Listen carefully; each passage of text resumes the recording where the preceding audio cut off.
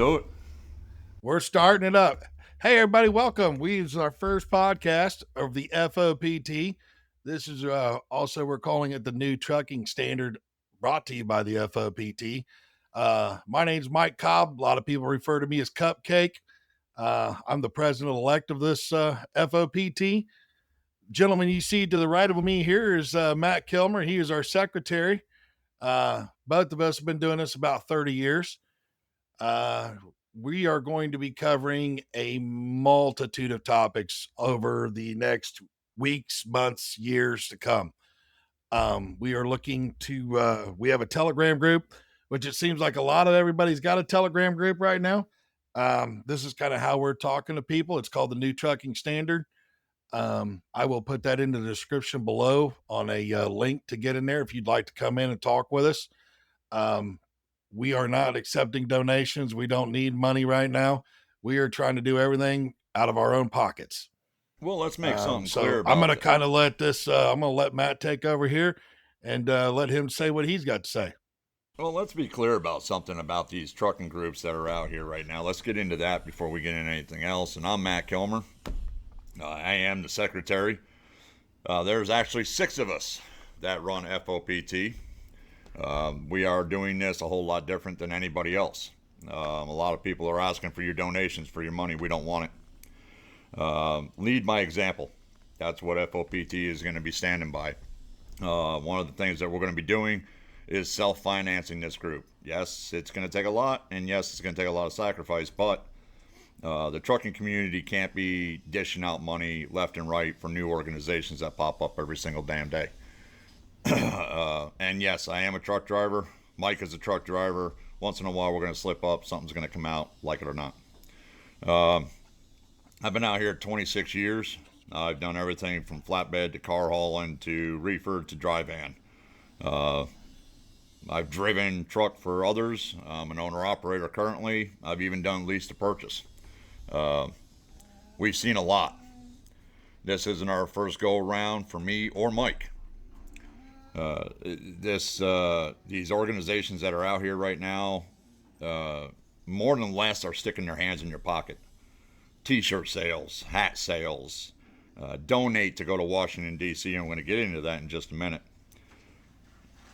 It's you're making them rich. You're not doing anything for the truckers out here. You're not doing anything for their families out here. You're making those individuals rich, and what you're doing is pushing them up the ladder into positions that they eventually want to achieve. They have personal goals.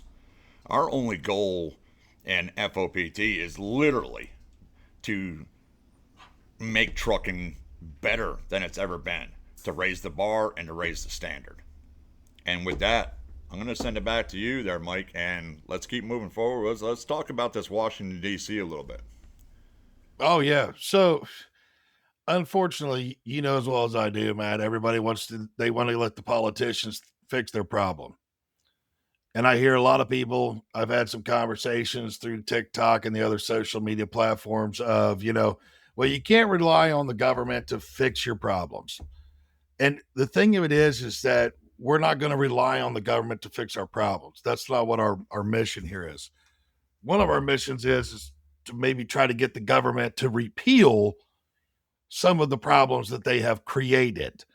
And what I mean by that is like right now on the table with, I believe Trump put it out there about a month ago about the emissions situation and how they're getting ready to maybe pull some of those back.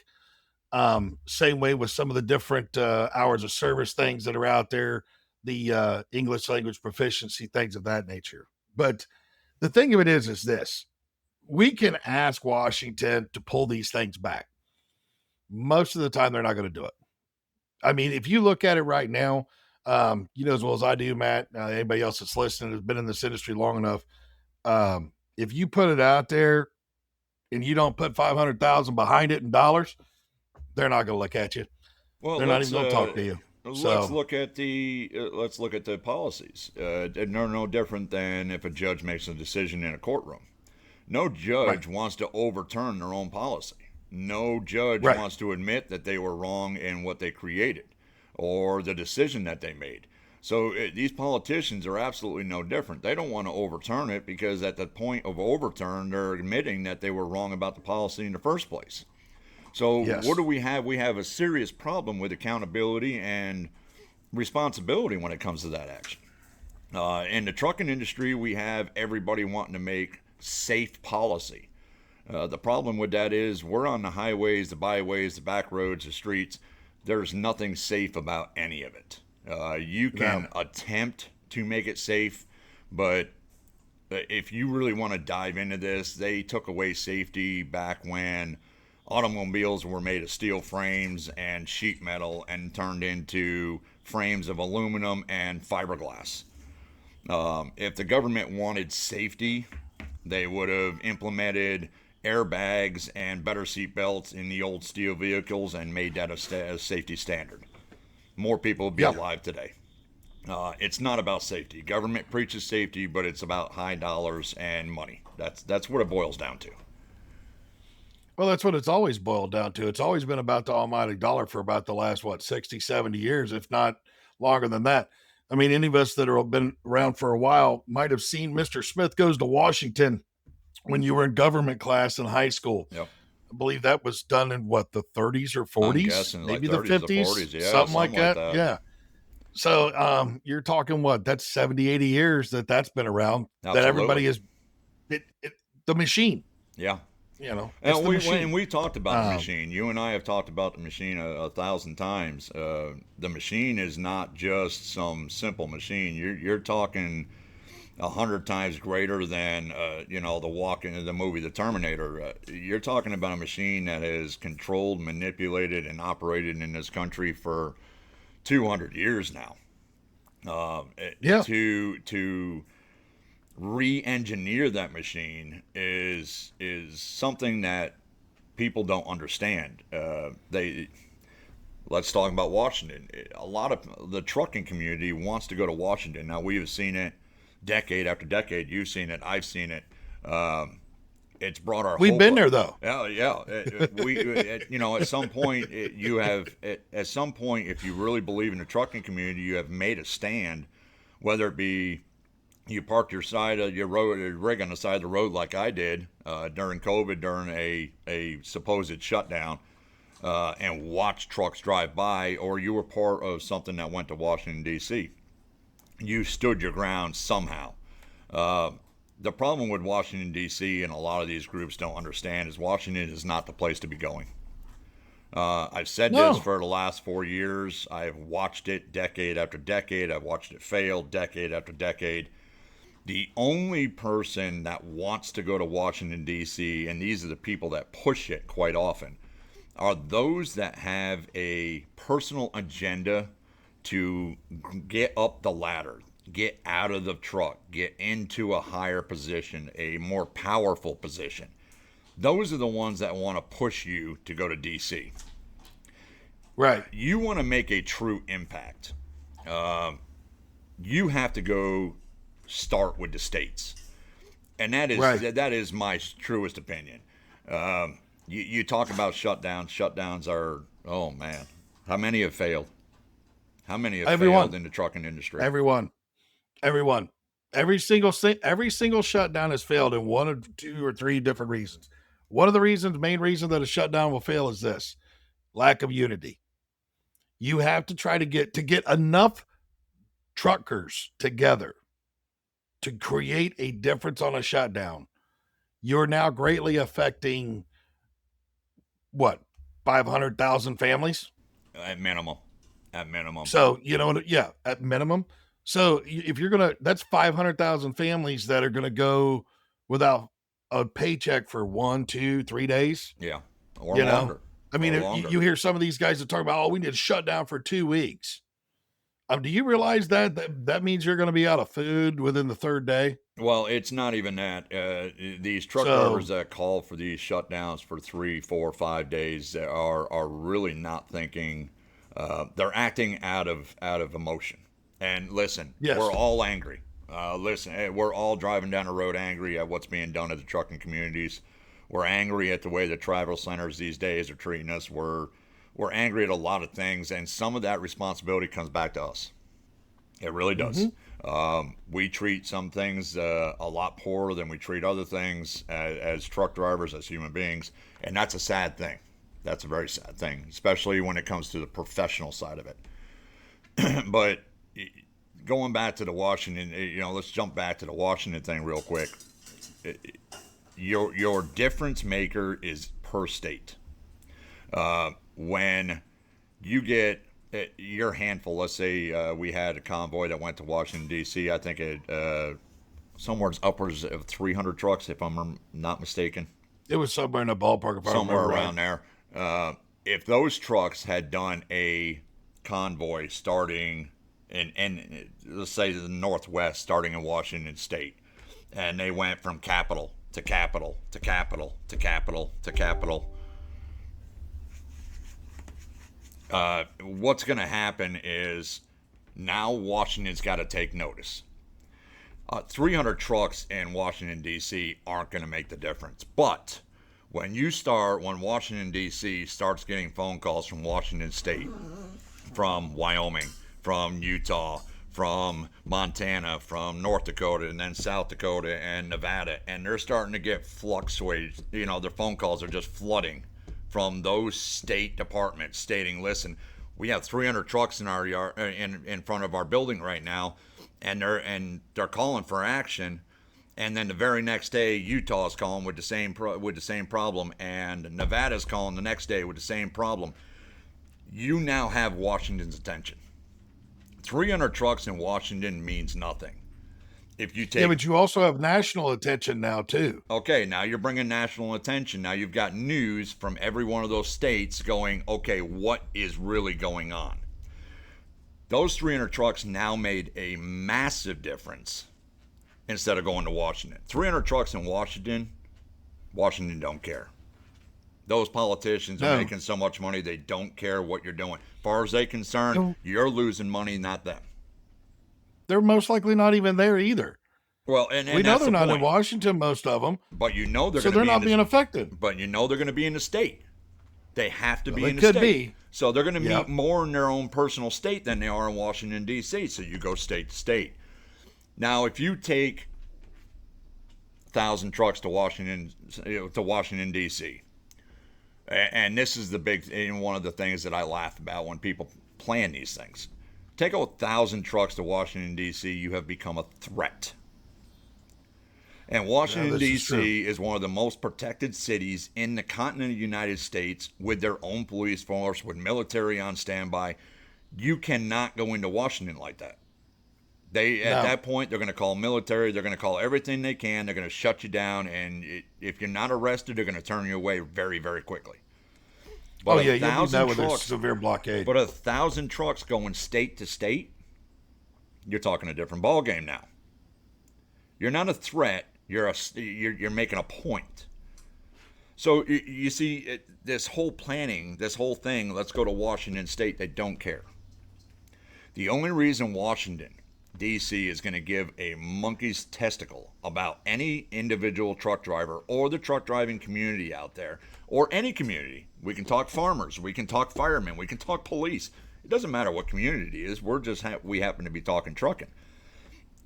The only way you're going to make a difference is to line their pockets, is to contribute to their campaigns, and even then, their support isn't absolutely reliable.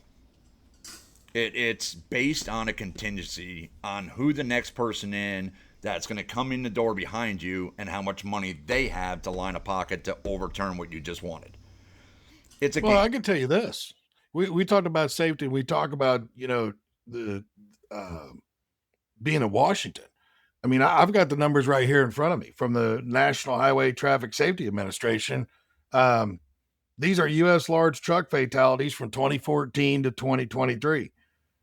If it was about safety and they actually cared, in 2014, we had 3,903 fatalities. 2023, we have 5,472. It's going up. So, yeah, and the only time that it stopped increasing was in 2020. during the big That's when it epidemic. went from 5. That's when it during it, but that's when a lot of trucks weren't on the road. There wasn't many cars on the road, Well, things of that nature. you also So, jumping into that for just a second. What was the one thing in 2020 that changed during the epidemic inside the trucking community that put the truck driver back in charge, and that was the hours of service. yeah, the hours They of service exemptions eliminated that they gave a lot of people. they eliminated Yeah. the hours of service because they knew fewer trucks were on the road. They needed supplies throughout the continental United States. But Yeah. you put power back with the truck driver and allowed them to decide when they are tired, when they needed to stop, when they needed That to and sleep. also, well, that and also you pulled the four wheelers off the road too. There wasn't much traffic then. Well, absolutely. I So 100% agree. and that's the thing. 80% of the causes from these accidents are usually by the car, not the truck. Now I'm gonna have to, and I agree So because a college, and I believe it was Alabama. I will pull it. I will make sure for the next episode I have those facts right. But I believe it was Alabama State who did an independent study on tractor trailers versus automobiles, and it was 85% of the traffic accidents caused in the continental United States were actually at the fault of the common everyday driver on the road, not the actual tractor trailer. So, and again, we're getting into, well, we're going to chase a rabbit hole on that one. We've got what technology out the rear end compared to 1970. People aren't watching the road like they should, and there's not much we can do about that well, at I'm this fixing to point. pull it up for you right now. So I was a little bit wrong with that. It is 70%. Or 76, sorry. So if I share my screen right now and we just share that, right there it is. Yeah, I see it. So we're looking at 76% being occupants of smaller vehicles. So Well, that's distracted driving again. most likely, yes. Listen, we're truck drivers. We got to own our part of the responsibility. The 76%, the other 24% that's actually laid on the truck driver's hands is professionalism. We do not have the truck drivers that we had in the 60s, the 70s, the 80s, the early 90s. These days, professionalism is not there. We know that. You know that. We've seen it out here on the road. This is not professional anymore. The few of us that have been Right. out here 25, 30, 40, 50 years, we see it every day. And it's getting worse. We're not going to make a difference unless we change the routine of the trucking organization that's out here.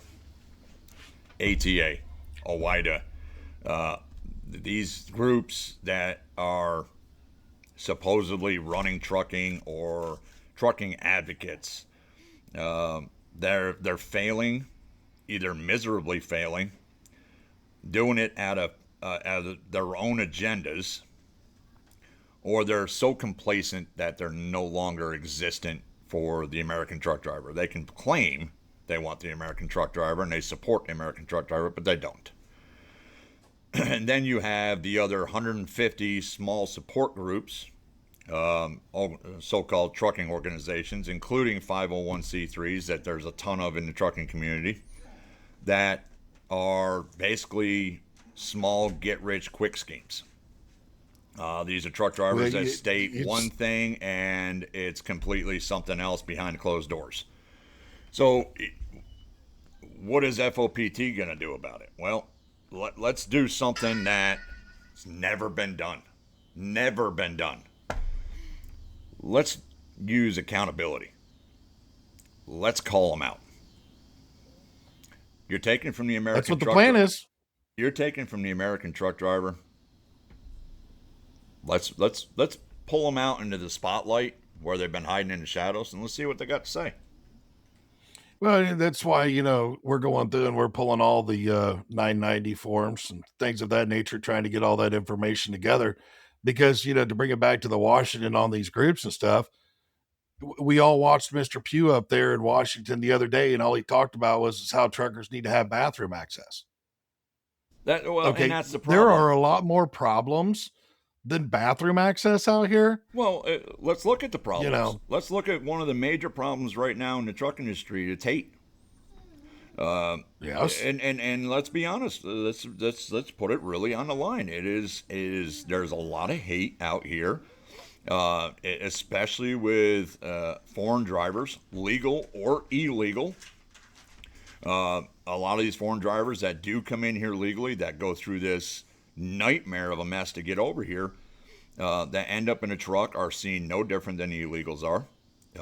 They're viewed no different. They're treated no different by our own community, yes, and because of the division, which we again, all the different groups that are out here are dividing. They're one over here getting your attention. There's another one over here getting 20 attention. There's one over here getting 150. And the problem is that none of them have the numbers to get anything done, and none of them have a plan. What they have is feelings, and those feelings are dictating the course of action through trucking. Your feelings cannot be a part of it. You have to set them aside. You have to be the professional one. You have to be able to come up with a true plan of attack. And FOPT's attack of accountability is the primary way we're going to get things done. yeah. If you, well, I mean, and that's where we talk, pulling all this information and stuff that we're talking about. Well, you and I have already started pulling. Yeah. We've started putting together. It's going to be a long process. I don't think we're going to get that done in a day or two for sure. Um, you've got what 20 years? I think we looked at it on a couple of the different organizations there. Minimum. So Minimum. that's a lot of data. Yeah. ATA, you're talking almost 100 years or plus they've been running the Yep. show. And ATA's. Well, and with the ATA though, you've got all the sub organizations as well.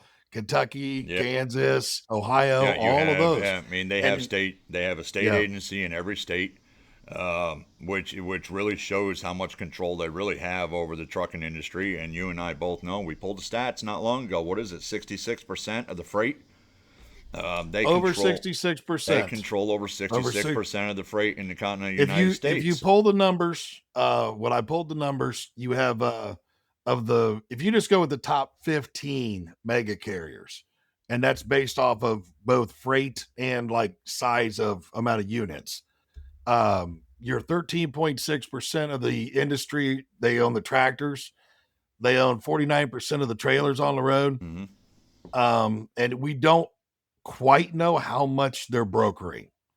We do know that they own their own brokerages, but you don't know how much of the contract freight they're actually brokering out. Right. So, I think that 66 is actually on the light side. I actually think that's a little lower than what it really is. But, we got the ATA we got to deal with. And that's not going to be fun. But you're not just dealing with the ATA there, you're also dealing with the mega carrier too, because the mega carriers sit on the ATA. Well, they're hand in hand. They're both together. Well, look at the board. Go pull the board on the ATA. Yeah. Every single board member is a mega carrier, with the exception of, I believe, the president. The president of ATA he's done work all over the country, but I don't believe he's actually involved in any trucking. Any mega carrier. But you also have to look at chairman is Dennis Denlinger. Nope, not it's actually the president. Scroll all the way down. Sorry. Yeah, hold on. You're right. I put the wrong one. Where we at? There, your president, Chris Spear. That's it. There we go. He is the president CEO. Here, we'll just share the screen so nobody thinks that we're trying to pull some wool over your eyes here. There we go. Yeah, Chris Spear. So he was vice president of government affairs for the Hyundai Motor Company, serving on the Alliance of the Automotive Innovation Executive Committee, senior vice president of legislative affairs for American Trucking Associations, vice president, Honeywell, the law, on and on and on. But right here, if you look down here, where's it at? He was all up in Washington, D.C. Yes. For government relations.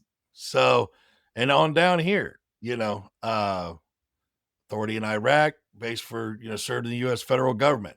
That goes right back to the government that we were talking about, dealing with all that. Well, and that's the Um, thing. You have to look at these organizations and realize now, Chris Beard. I'm not saying anything bad about Chris Beard. Listen, that kind of background, that's a hard thing to tear down anybody with. He's got some background. The problem is he's not a truck driver. no, These individuals have most of those individuals in ATA right now that are sitting on a board have not been in a truck or nor have ever been in a truck in a very long time. They really don't know what's going on out here, and honestly, I don't really believe that they care. It's profit, it's control, it's a lot of things, but caring about the actual truck driver out here, I'm sorry. I've seen too many company drivers that are working basically till they're white as ghosts, and they're not getting the respect from these mega carriers that they should be. But yeah, I'm well, also right watching here, mega carriers use these drivers like, paper towels, pull them off, use them up, throw them away. right. Well, like right here, there's two different John Smiths. There's a John M. Smith and a John A. Smith. John A. Smith was the CEO of FedEx Ground, or he is president and CEO elect of FedEx Ground. He was the president and CEO of FedEx Freight. And then you bounce back over to John M. Smith, who is the secretary now. John A. Smith was the treasurer, John M. Smith, secretary. He's the chairman of CRST. That big name in trucking, big name in trucking. Here we go. You know, um, you go into Derek Leathers, who's the chairman and CEO of Werner. He's the second vice chairman for the ATA. Werner. I mean, I hope somebody on here knows who Werner is. You know, um, Ventura Transfers chairman and CEO Randy Clifford. He's a vice chairman. Um, just where are we at here? Dennis Denlinger, ATA chairman. He was manager, what are they saying? General manager, VP operations, vice president of cargo transporters. So he's, you know, Well, what we got to yeah, remember is ATA is they sit in Washington, guys. they Ladies, do. gentlemen, whoever, they have a home office in Washington D.C. Uh, OIDA, OIDA is a owner operators independent drivers of America or drivers association. They really they're not the fighters they were in the 70s. They're not the fighters they were in the 80s. Most of their numbers, as far as the membership, they talk highly of their 150,000 truck drivers that they have supporting them. Half of those numbers are supporting the insurance side of things. They're not. The only way you can access their insurance is to become a member. So they're using those numbers aren't as accurate as everybody thinks, and the complacency of OIDA right now is ridiculous. Um, One of the new groups that we just saw step into the limelight down in Arkansas was ATU. Now, I'm not saying anything bad about ATU. They stepped into the limelight, but if you watch closely, they had an agenda in the end, where they called out, well, if you supported us, maybe you can come drive for us. To me, that's that tells me that there might have been an agenda from the very get-go to fill trucks. This was not to say that this was a publicity stunt, but when you stand on a stage with OIDA and you stand on a stage with ATA and you stand on a public forum stage with all of these plus the Secretary of Transportation, and you're shaking hands like it's like you all made some fantastic deal and nothing's been done. That tells me that you don't have it to call them out. These individuals need to be either set fire under and get them back to fighting mode or into a fiery mode at least, or they need to step down and step away. Leave the trucking industry to the truck drivers and let us do what we need to do. Because these individuals, even OIDA has a private office in Washington D.C. You cannot be sitting in an office in Washington, D.C., next to these senators and tell me that you're doing the right thing. I'm sorry, you can't. Not in Washington, D.C.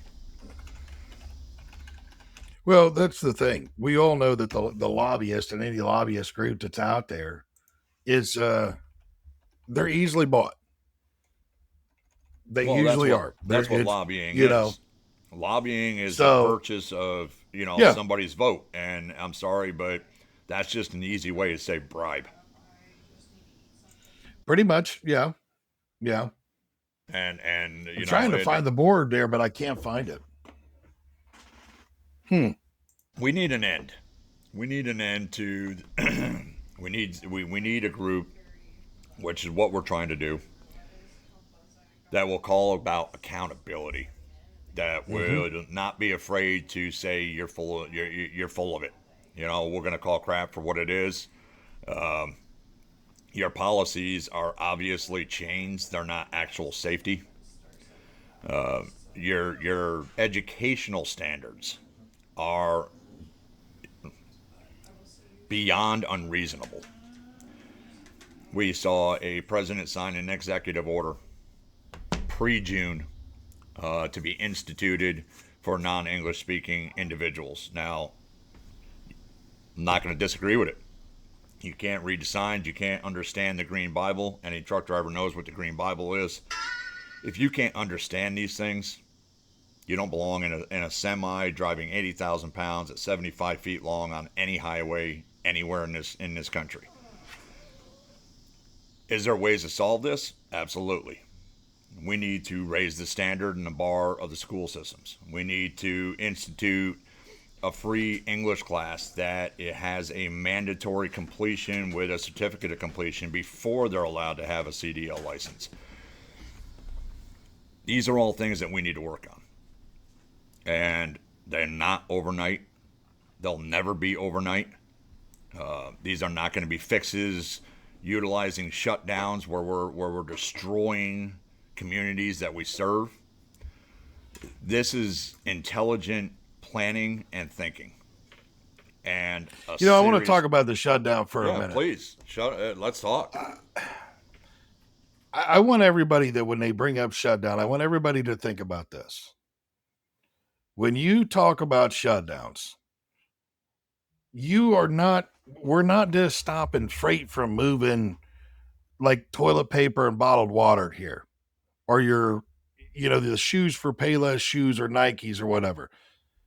You're stopping medical supplies. You're stopping food. Um, you're stopping um, the transfer of gasoline and diesel. Mm-hmm. And I can tell you some of these places, like, my old lady, she does what do you call it?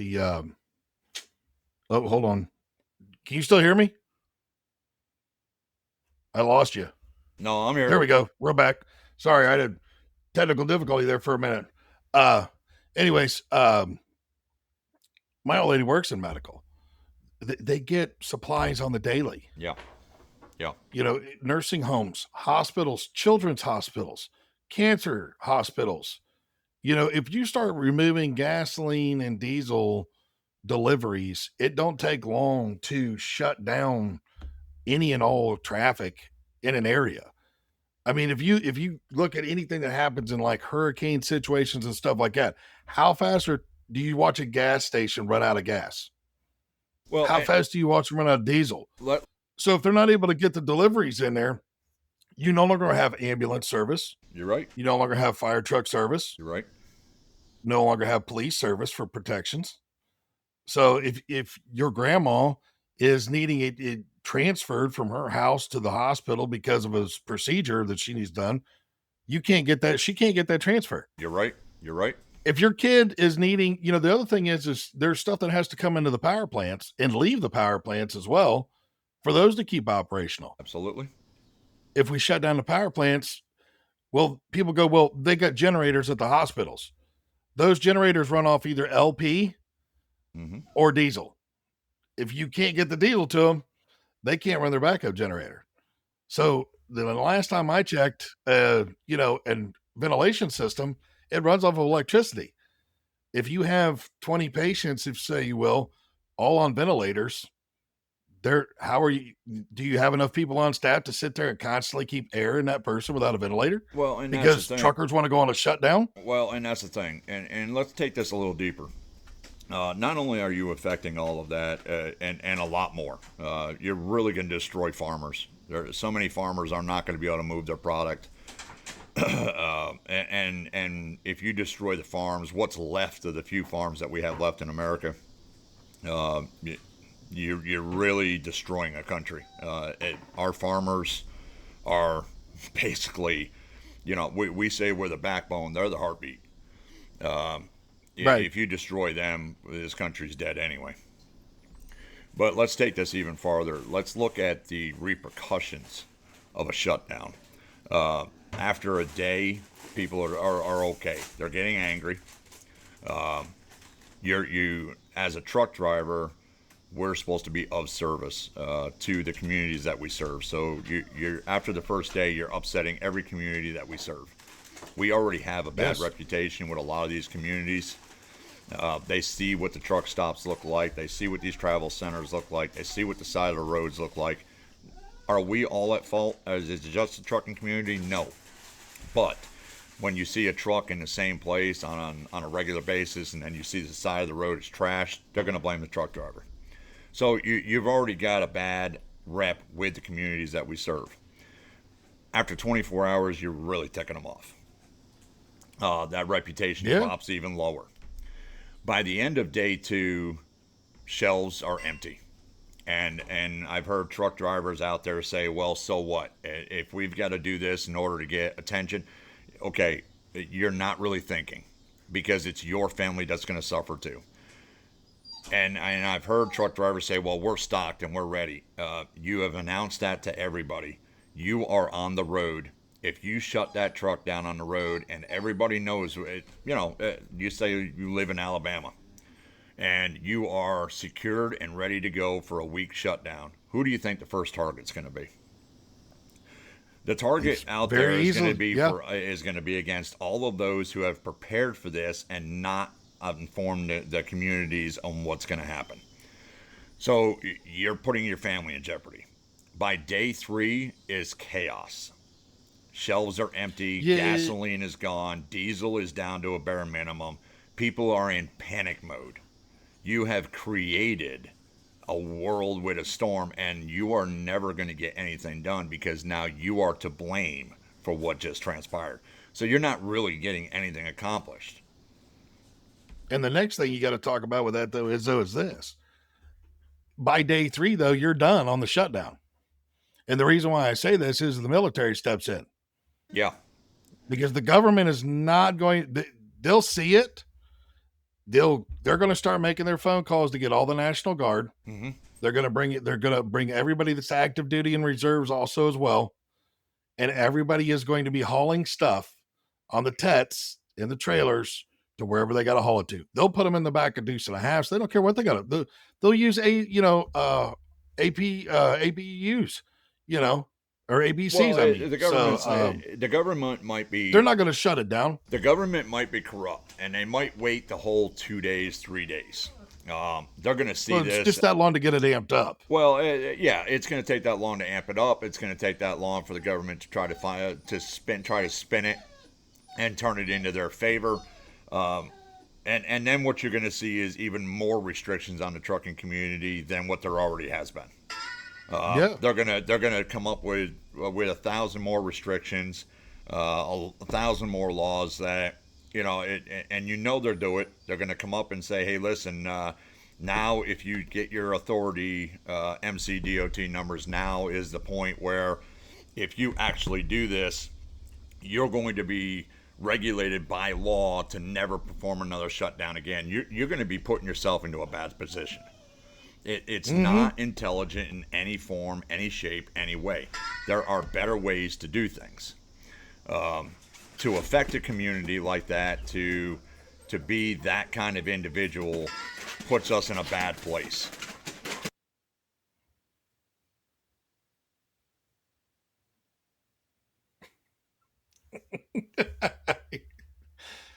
Sorry, folks. We have a we have a dog that has apparently gotten a little loose there, and it looks like we have to gonna have to corral the dog a minute. So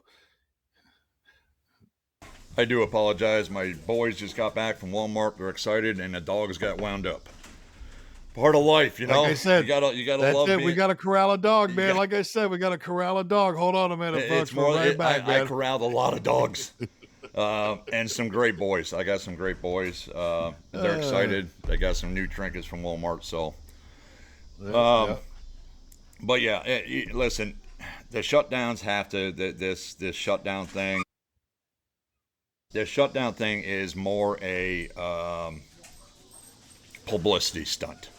You see it on TikTok, you see it on Facebook, you see it a lot of different places, but you're not. It's more a numbers rating. It's more a popularity contest. Yeah, that would probably be the best way to put it, as a popularity contest. The more that you talk about a shutdown, the more people get pumped up about, oh, shutdown, shutdown, shutdown. Well, and that's the thing thing about of it is that they don't realize is they're taking money out of their own pockets too. well, and that's the thing. They're emotional. TikTok, Facebook, a lot of these things feed on emotion. Emotion is what drives them. I'm not telling every truck driver out there not to be emotional. It's hard not to be emotional when you're facing the overregulations and the policing and the one-sidedness against the trucking community versus all the rest of the vehicles on the road. It's hard not to get upset about that. It's hard not to get angry about that. But to lead, you have to lead with less emotion, more thought, more intelligence, and you have to be able to lead by example. Always lead by example. If you're building something like we are, you have to self-finance that. You have to show the truck drivers that you're trying to support, that you're here for them. You're not here to take from them to build for them. You're actually building this for them. Let them have the year. Let them have 2 years. Let them have the rest of their life to sit there and go, wow, these guys really did it on their own. They're still calling out for accountability. They're still holding people accountable. They're still thinking. They're going through the thought process.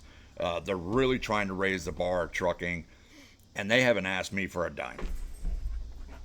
You know, the thing there's no is donation. The only thing we really look from anybody is support, not financial support. We don't need support. You know, the financial support. You know what I mean? Like, the financial support will eventually, you know as well as I do. But I'm not worried about that. It's eventually going to come up. You know, and somebody's going to bring it up. But what I want to clarify, though, is with support, is that we're not talking financial support. If we're saying we need your support, I want to clarify that. I want to make that as crystal clear, like it's Cinderella's shoe, and you can count all of her 5 little pretty toes. Right. So it is what we mean support wise is like, so when we start putting out, different agendas or something, or that we're trying to, produce publications and things like that, share that stuff. Doesn't cost you anything to share that on your social media pages. That doesn't cost you anything to like say something to a fellow truck driver. Right. It's a couple of seconds. Like, hey, have you heard about this new guys and gals over here that are trying to get this going over here? Go check them out. It don't cost anything to join the Telegram group. No, it doesn't cost anything. You know what I'm saying? It doesn't cost anything. But that's what I'm talking about, where I'm talking the support. Yeah. When I talk about the support for people. Pitch in. I just want to clarify that. Pitch in and give us some ideas. Listen, we're 6 people right now. That's how strong we are. We're 6 people strong. We've all agreed that we're going to go to 9. We have amazing people in there with some amazing minds that are really digging to find a way to do everything. We're not going to sit here and pitch you hotel room savings. We're not going to sit here and pitch you all this other garbage so that you pay a $19.99 membership fee and we turn around and buy a 4-story home the next year. It's not important. Right. None of that's important to us. We're literally blue collar truck drivers that will make our own money. We have ways to do that. We don't need yours. We want money in your pocket. That's why we said we're going to call out these organizations that are taking money from you. That's why we said we're going to call out the ATA. We're going to call out FMCSA. We're going to call out OIDA, DOT. Anybody who's got their hand in your pocket that does not account for the money that they take out of your pocket. FOPT is gonna go after them nose to nose and toe to toe. This is not going to be a handshake, buyout, walk away, shut up kind of thing. This is, you're going to answer, or we're going to put you all over social media and make sure that you answer one way or another. That's just all there is to it. And we're going to come with facts and figures. Yeah, we're going to come back with facts and figures. You better be prepared to come with facts and figures. Yeah, absolutely. Yeah. And, so don't think that you're going to we're just saying this out of the, this is what we think. Right. We will make sure that we come with facts and figures. We'll have some kind of proof showing that there's something going on behind the scenes. We'll find it. Is this an overnight fix? No, it's not. No, it's not. No, well, it was messed up over 50 years. It's not going to be fixed tomorrow. You know, ATA is the American Trucking Association. It's been around for almost 100 years, folks. 100 years. If you really look back, that's trucking. We have a history that goes back pre-truck to horse and buggy to mules pulling a wagon across this country. Those were the earliest forms of trucking. And it proceeded up from there, and ATA has had control since the beginning. I spoke of re-engineering. This is a complete dive into how ATA and how the trucking industry was built, and a re-engineering of the entire thing, which means a lot of accountability. We've seen organizations like the ICC come and go because the amount of corruption that was involved in ICC. Now we're seeing FMCSA kind of slide right into that role again. Well, yeah. I mean, what did we come up with the other day when we looked at Sean Duffy and how many positions were not filled? As of right now, under him, the FMCSA chairperson is not filled. They have somebody in mind, but it has not been voted on. And let's stop right there 1 second. Let's talk about the FMCSA and that chair position. They want to take a gentleman, and I don't know the gentleman personally, but I'm looking at it at an outside looking in. This is a gentleman that sat on the board of ATA as a financial advisor, I believe, and they want to put him on as chairperson of FMCSA.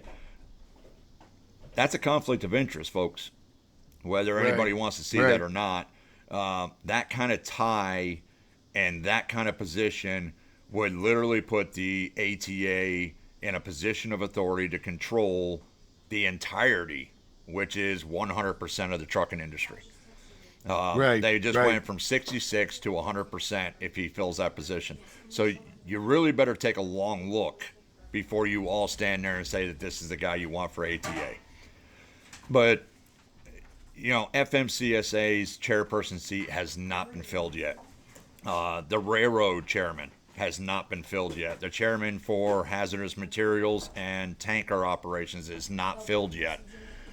The position for, good gracious, the Indian Affairs, not filled yet.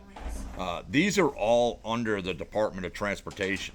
So what you have right now is you have Duffy and you have 4 or 5 positions below him that are basically operating the entire Department of Transportation as Duffy sees fit. Because he has zero accountability from any of these other chairpersons that should be standing against him going, no, we're not going that direction. Or no, this isn't what the trucking industry wants, or the railroad wants, or Indian Affairs wants. What we have is zero accountability. He has full power over anything that goes through FMC or through Department of Transportation right now. That's a problem. That's a serious problem. That is, for sure. Well, I'm going to tell you, we've been talking for like 50 minutes now. I don't really want to go through and keep anybody else. I think right now is a good place to kind of just stop for a second. Let's catch on the next time. Let's hold off and let's dig in again next week, and let's look at a few different things. We'll get a little more in depth with them. We'll try to stay on topic instead of chasing trains a little bit. Today was a good thing to kind of show everybody where our minds are at, and what we're thinking, what we're standing for, and let's dive into this again in about a week, and let's do. Thank you for hey, listen. Thank you for listening to episode 1. I mean, you're talking to two truck drivers who have never done this in a day in our life, and this is our first one. So listen, if you stuck around for the whole thing, thank you for sticking around. I appreciate Mike so much. Mike has really stepped up with our other 4 members, and between the 6 of us, I think we have some good ideas and a solid plan. Again, Mike is our voted president, and we're gonna have some great things coming. We're gonna have some fun, share some laughs. We were a little serious on this one, but we're gonna share some laughs. And just wait till you see my good morning hairdos on the over in the new trucking standard. Listen, you see his hair in the morning. So, you see his hair in the morning, man. Yeah, I think Jack Nicholson, you're getting close. He's a lot of fun. Mike's a lot of fun. I have a great side of humor when I let it out. And then you've got other individuals. You have Laura that we would love to introduce you to. You have a promotions lady that is absolutely phenomenal. We have a treasurer that honestly has the credentials that kind of make me and Mike look a little silly. We have people in the group that are really going to step to the plate. Our vice president of promotions, Melissa. We have some amazing people, and they're all in trucking. It's going to be fun, guys. Stay tuned, man. I hope you all stick by for episode 2, and I hope you all stick around for like episode 3,452. We're going to have some fun. We're going to get some knowledge at that point, out I'm there. probably going to be bald, man. Yeah. I won't have my spiky hair for my good mornings for you guys anymore by that time. Listen, by then, we're both wearing toupees, and we're going to have a fun time, you know. But this has been fun. This has been interesting. It has. It's first time great. doing this for me. Great. It's been fun. It really has been. Awesome. Yep. All right, man. I'll talk to you later. We'll Everybody else, soon. Thanks again for listening to us. Catch you next week. Talk you next week. Let's do it. Thanks for rolling with us on the new trucking standard by FOPT. From our seats to the nation we serve. Stay safe out there and keep on trucking.